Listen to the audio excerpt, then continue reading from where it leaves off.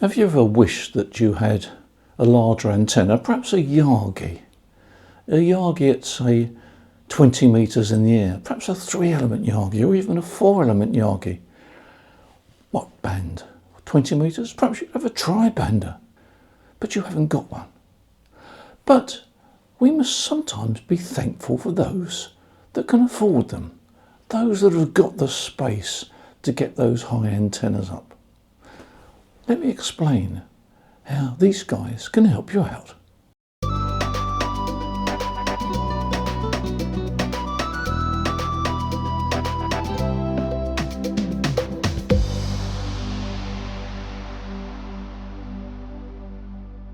I've been working some great DX recently on the little Yaesu FT710 transceiver. I call it little.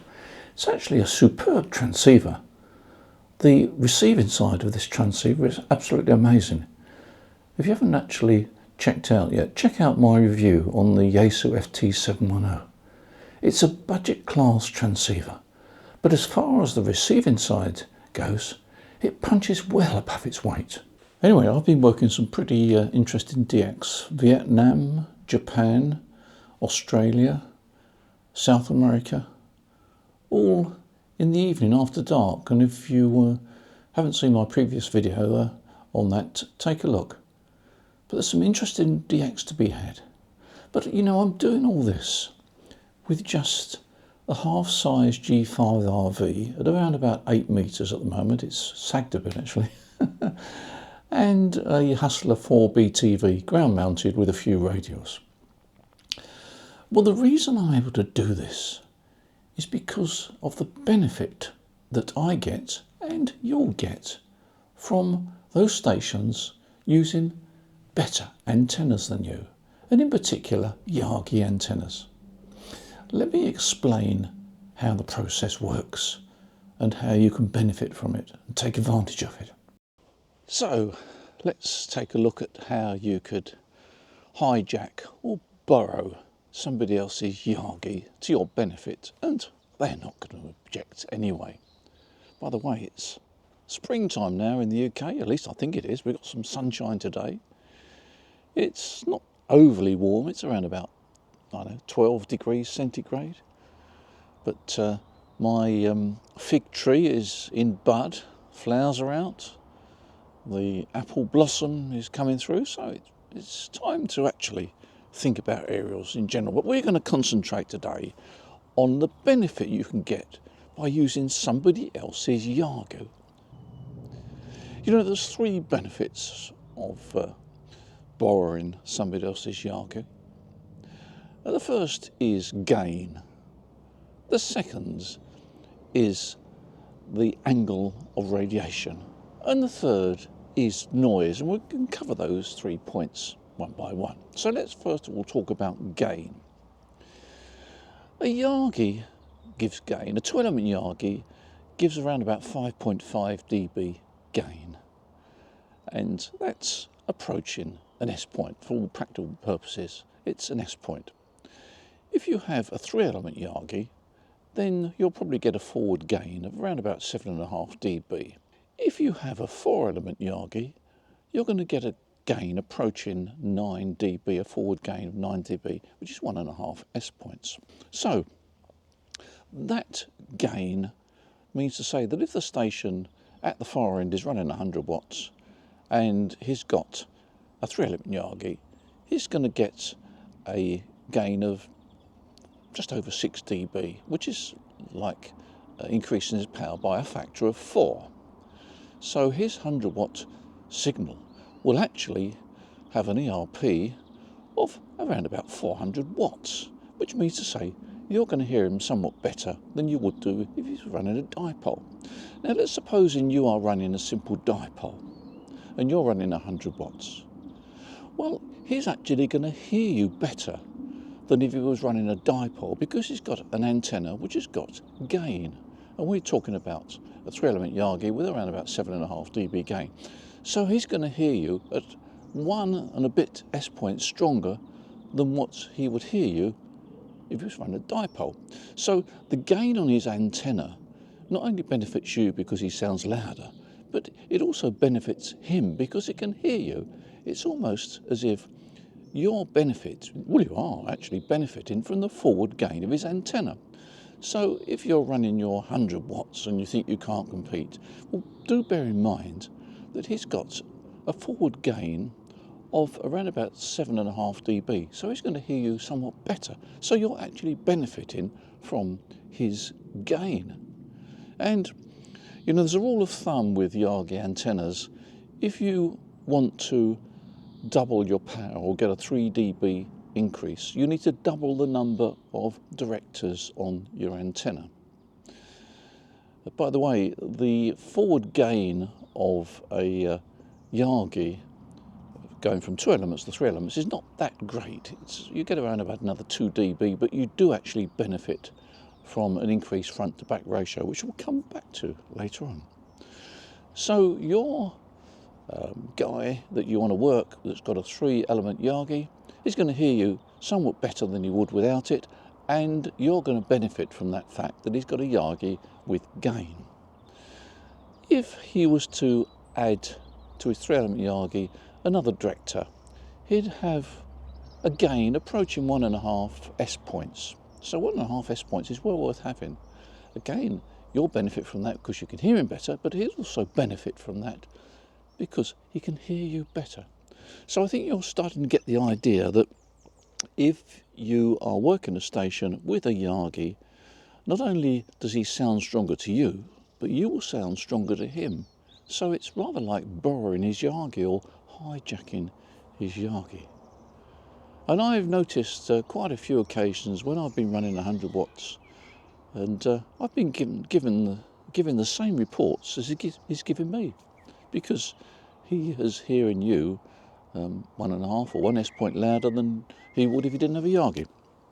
So you can actually compete quite favourably, even if you've only got a dipole. So let's now turn to angle of radiation.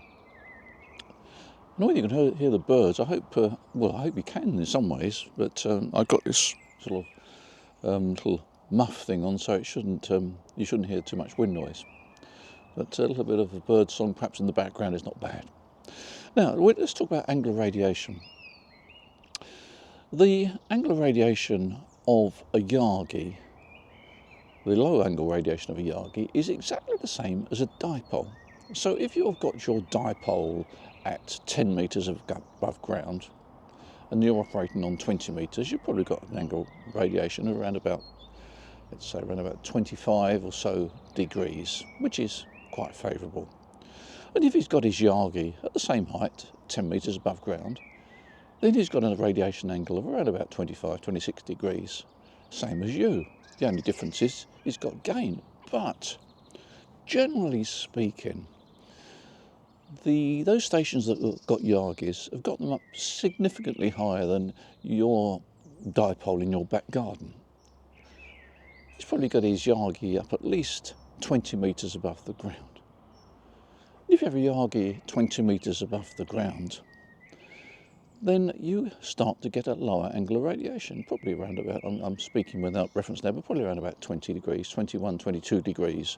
If you've got a Yagi on the 20 metre band, 20 metres above the ground. In old money, that's around about, 65 feet, which is quite a nice height. I wish I had a Yagi 65 feet, but no matter. The fact that he's got his Yagi up higher means to say he's got a lower angle of radiation, which means to say that you'll benefit with the lower angle of radiation. Now, the angle of radiation of your dipole is not affected. You're stuck with your 26 or 27 degrees, whatever it is, angle of radiation. But your dipole doesn't stop receiving at 27 or 28 degrees. It's still receiving quite reasonably at low angles, albeit not so much, but that doesn't matter. You're still receiving his signal because your drop-off is perhaps 2 or 3 dBs down at that angle. It's not too great. Therefore, you can receive him okay, and he can receive you because you've got radiation at that lower angle. Even though he is receiving at is receiving at 20, say 21, 22 degrees.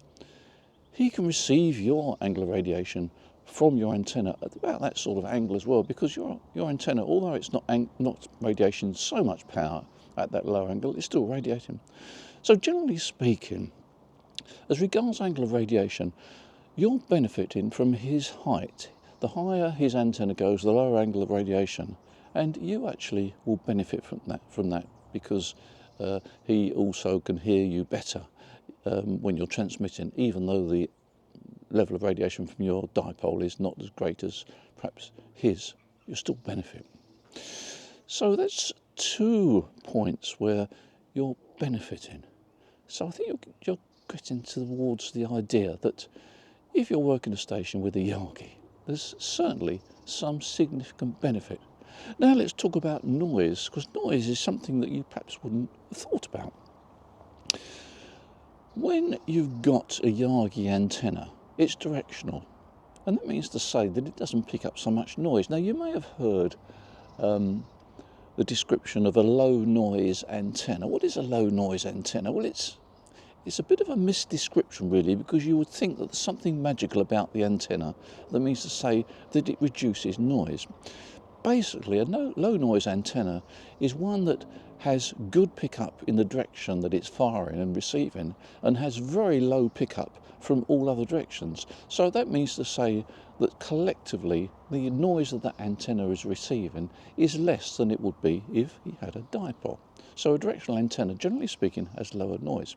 It also means that because it's got high rejection at the rear, he's able to hear you far better than perhaps he would do if you had a dipole, where he would have perhaps some QRM or general noise around. So a Yagi antenna is generally a lower noise than a dipole, which means to say that he can hear you better.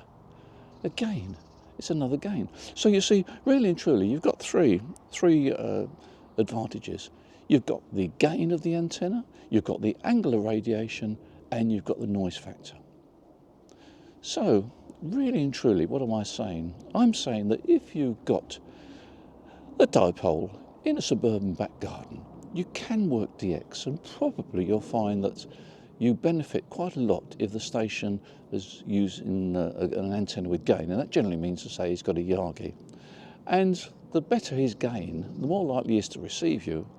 Now, the only thing I would say, of course, is that you still have the competition element in the spectrum. If you're running 100 watts and somebody else is running 100 watts and they themselves have got a Yagi, then they're going to beat you hands down. So you won't be first in the queue, you might be sort of 3 or 4 back in the queue. On the other hand, if you're lucky enough to find a station that's calling CQ and you're the first in the queue, even though you're only running 100 watts to a dipole, you should work him okay. If you can hear him, you should be able to work him. So I hope that's given you some confidence if you're operating from a sort of a mediocre sort of or smallish garden. Treat it as an advantage that all these guys can afford to have Yagis at these heights. It's a plus point for you. So here we are. Thanks for supporting this channel. I hope it's proved interesting, and I hope that you'll give it a whirl, because I think you'll be very surprised what you can actually work. Don't sort of start out with a defeated attitude. Be patient. You will make it. In the meantime, enjoy ham radio. You take care, and I look forward to seeing you as usual in the next video. Bye for now.